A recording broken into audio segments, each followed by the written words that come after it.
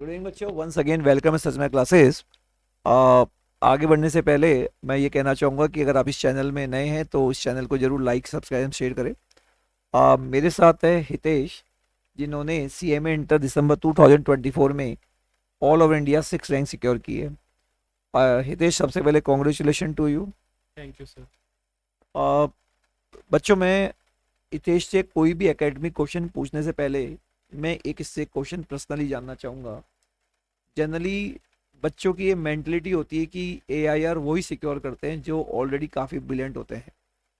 तो मैं ये जानना चाहूँगा हितेश कि तुम्हारा जो एकेडमिक बैकग्राउंड है शुरू से काफ़ी अच्छा रहा या तुम एक नॉर्मल स्टूडेंट थे?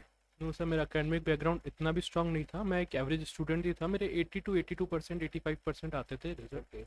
बट फाउंडेशन में आके मैंने अपने आप को इम्प्रूव किया एंड 352 मार्क्स सिक्योर करे। एंड इंटर में मैंने 612 मार्क्स सिक्योर करे।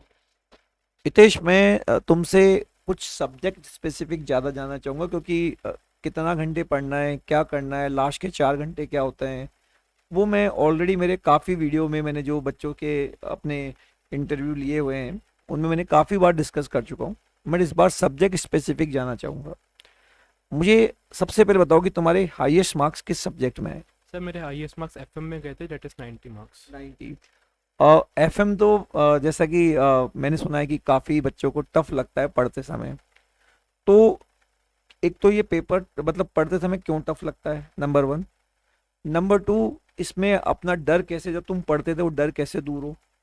नंबर थ्री, कि जब आपने पेपर दिया उस समय बच्चों का पेपर कैसा हुआ और तुम्हारा पेपर कैसा हुआ, क्या उस समय माहौल था, और तुम्हारे 90 नंबर आने के पीछे क्या कारण है? सर जनरली में एफएम जो है वो बहुत ही वास्ट सब्जेक्ट है। एंड जो उसका कंटेंट है वो भी बहुत इतना ज़्यादा है। और पेपर में मतलब सीएमए का लास्ट ट्रेंड देखा जाए तो एफएम का जो पेपर आता है वो जनरली ट्रिकी भी आता है। तो एक अपना एक मेंटेलिटी भी क्रिएट हो जाती है कि एफएम का पेपर जो है वो ट्रिकी आने वाला है। एंड वैसा ही हुआ था। हालांकि पेपर हार्ड आया नहीं था, जो पेपर था वो इजी आया था। बट जो पार्ट लीस्ट इंपॉर्टेंट था उसमें से क्वेश्चंस आ गए थे। और बच्चे जनरली उनको छोड़ जाते हैं और मेन चैप्टर्स पे ज़्यादा फोकस करते हैं। तो उनका पेपर फिर हार्ड हो गया। और अगर अपन पूरा ऑलरेडी प्रिपेयर्ड होते तो वो जो पेपर था वो पेपर पास होना बहुत आसान था। तुमने मेनली एफए की तैयारी करने, एफएम की तैयारी करने के लिए किस चीज़ पर ज़्यादा फोकस किया? एफएम की तैयारी के लिए मैंने मेनली तो जो सर ने नोट्स प्रोवाइड करे थे सिर्फ उन्हीं को फोकस किया। सेकेंडली फिर मैंने मॉड्यूल्स और स्कैनर्स को थोड़ा बहुत देखा था ऊपर से। अच्छा, मतलब और कोई आपने साइड बुक रिकमेंड नहीं की? सेकंड सब्जेक्ट आपका किस में आपके मार्क्स थे? सेकेंडली मेरे एमए में मार्क्स थे डेट इज़ 80 एंड डीटी में थे 83 मार्क्स। 83 तुम्हारे मार्क्स थे। तो डीटी, जैसे आपको पता है कि सबसे, अगर मैं बात करूँ तो सबसे ज़्यादा लेंदी सब्जेक्ट डीटी ही होता है, क्योंकि डीटी जीएसटी और कस्टम। कस्टम। तो डीटी में तुमने इतना अच्छा स्कोर किया, और इसके पीछे क्या कारण था कि डीटी में तुमने स्कोर किया? डीटी में इतना ज़्यादा स्कोर करने का मेन रीज़न तो हमारे सर ही थे जिनका इतना मोटिवेशन था हमको। एंड सर ने जो बुक रिकमेंड करी थी हमने सारे उसके क्वेश्चन सॉल्व कर लिए थे। एंड मेन फोकस प्रोविजंस पे रखा था, बिकॉज अगर प्रोविजंस याद होते थे हमको तो क्वेश्चंस इजीली सॉल्व हो जाते थे। और जीएसटी का भी मेन ये था कि जो क्वेश्चंस थे और जो हमारे को पीडीएफ प्रोवाइडेड थी हमने उसमें से ही फोकस किया एंड वो सॉल्व हो गया था पेपर। अच्छा, डीटी जैसे, क्योंकि मैं डीटी जीएसटी खुद पढ़ाता हूँ। डीटी और जीएसटी ऐसा सब्जेक्ट है इसको आप रट नहीं सकते हो, इसको प्रैक्टिकली खुद पे आपको इम्प्लीमेंट करना पड़ेगा तो आपको ज़्यादा अच्छा समझ में आएगा। आपको नंबर ऑफ क्वेश्चंस की प्रैक्टिस करने की बजाय कॉन्सेप्ट पे अगर आप ध्यान देंगे तो डेफिनेटली आप इस सब्जेक्ट के अंदर बहुत अच्छा स्कोर कर सकते हैं। बहुत अच्छा सब्जेक्ट है ये। उसके बाद तुम्हारा एमए। एमए का तो मुझे पता है लास्ट पेपर था शायद, और बच्चे काफ़ी मतलब पेपर बिगड़ा है, पेपर बिगड़ा है। तो ऐसा क्या हो गया था और फिर तुम्हारे 80 नंबर भी आए? तो क्या कहना चाहेंगे इस सब्जेक्ट के बारे में आप? सर एमए भी बहुत बड़ा सब्जेक्ट है एंड न्यूली एडेड सब्जेक्ट है न्यू स्कीम में। तो एमए का भी मतलब जो पेपर आया था वो बहुत ज़्यादा टफ आ गया था एंड सीए के बहुत हाई लेवल के क्वेश्चंस उसमें आ गए थे। एंड पेपर देख के ही बच्चे ब्लैंक हो गए थे। पेपर इतना ज़्यादा लेंदी भी था तो सॉल्व कर पाना बहुत हार्ड हो गया था। बट अगर ब्लैंक सिचुएशन थी तो हमने 5-7 मिनट रेस्ट किया एंड वापस से क्वेश्चंस को 2-3 बार पढ़ने के बाद उनको सॉल्व करने की ट्राई करा तो वो सॉल्व हो गए थे। मोस्टली क्वेश्चन सॉल्व हो गए थे एंड स्कोर भी हो गया था फिर। और एडवांस और ऑडिट, ये भी एक ऑडिट और जहाँ लॉ आ जाता है, तो वहाँ बच्चों के दिमाग में हमेशा पूरे पूरे साल भर यही रहता है कि ऑडिट लॉ याद नहीं होती, ऑडिट लॉ याद नहीं होती।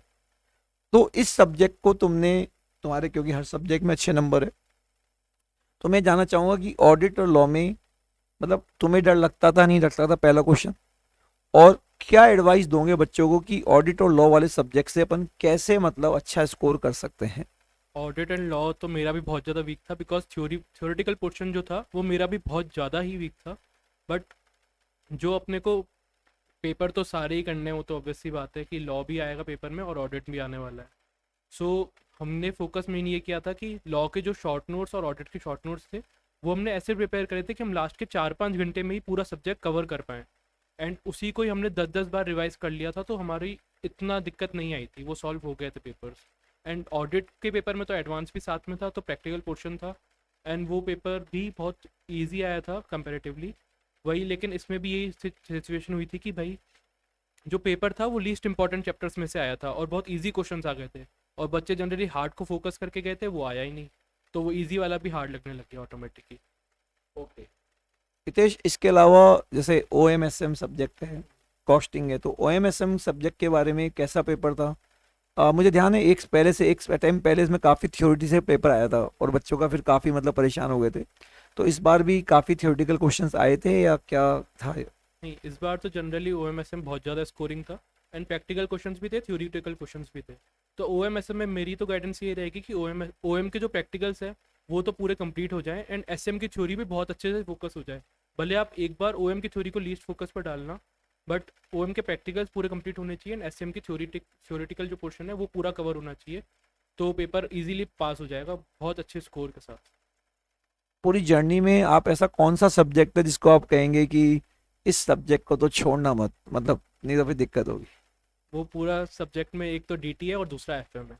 ये दोनों अपने रियल लाइफ में बहुत ज़्यादा काम आते हैं, और वो फाइनल में भी सेम टॉपिक्स उठ के पूरे वापस आने वाले हैं, वो भी बहुत ज़्यादा वास्ट मार्क्स स्कोरिंग के साथ। सो इनको मतलब तुम कंटिन्यू, और जैसे तुम्हारी लास्ट के जो अपने 4 महीने होते थे, तो जैसे अपने इंस्टीट्यूट तो जो मैं तुमको शेड्यूल देता था वो तो था, उसके अलावा तुम ऐसे कोई सब्जेक्ट थे जो तुम शेड्यूल के अलावा डेली बेसिस पे देखते ही देखते थे? वो ऐसे सब्जेक्ट्स लॉ एंड ऑडिट ही थे, बिकॉज मेरी वो थ्योरेटिकल पोर्शन वीक था, तो मैं उन्हीं को ही 2 घंटा अलग से निकाल के उनको रिवाइज करता रहता था, ताकि मेरे को वो जो डर मेरे मन में था वो क्लियर होता जाए। लास्ट में तुमसे ये जानना चाहूँगा कि सचिन और मेरा क्लासेस जब आपने ज्वाइन की, तो आपने फाउंडेशन किसी और इंस्टीट्यूट से किया और फिर आपने डिसाइड किया कि मुझे इंटर यहाँ से करना है, तो तुम्हारे को इस इंस्टीट्यूट के बारे में किसने बताया और तुमने इस इंस्टीट्यूट को ज्वाइन क्यों किया, और ज्वाइन करने के बाद तुम्हें इंस्टीट्यूट में क्या सबसे अच्छी बात लगी कि यहाँ पे रहा है? जनरली जो मेरा फाउंडेशन था वो दूसरे इंस्टीट्यूट से था, एंड जो मेरे फ्रेंड्स थे, सीनियर फ्रेंड्स थे, उन्होंने ही मेरे को सचिन अदमिया क्लासेस के लिए रिकमेंड किया था, एंड जो दूसरा इंस्टीट्यूट था उसके लिए नेगेटिव फीडबैक्स आने स्टार्ट हो गए थे। सो मैंने सीनियर्स की बात मानी एंड सचिन अदमिया क्लासेस को ही ज्वाइन किया, और ज्वाइन करने के बाद भी मुझे लगा कि हाँ, इससे बेटर अभी जयपुर में कोई नहीं है, एंड इनकी मेन बात यह है कि जहाँ पे फैकल्टीज़ हैं और इनके पढ़ाने का जो स्टाइल है, जो मोटिवेशनल स्टाइल है, वो सबसे बेस्ट चीज़ है यहाँ पर, एंड इनके नोट्स भी बहुत अच्छे थे, तो हमारा मोस्टली पोर्शन कवर हो जाता था। Okay Hitesh, once again congratulation you. मैं थोड़ा सा इस पर थोड़ा प्रोफेशनल बात बताना चाह रहा हूँ, हमारे CMA फाइनल के बैचेस 25 से स्टार्ट हो रहे हैं, और आप जो भी अगर आपको ज़्यादा इसके बारे में जानकारी चाहिए तो आप जो हमारे नंबर है उससे कांटेक्ट कर सकते हैं। Hitesh, congratulation once again, all the best for future. Okay.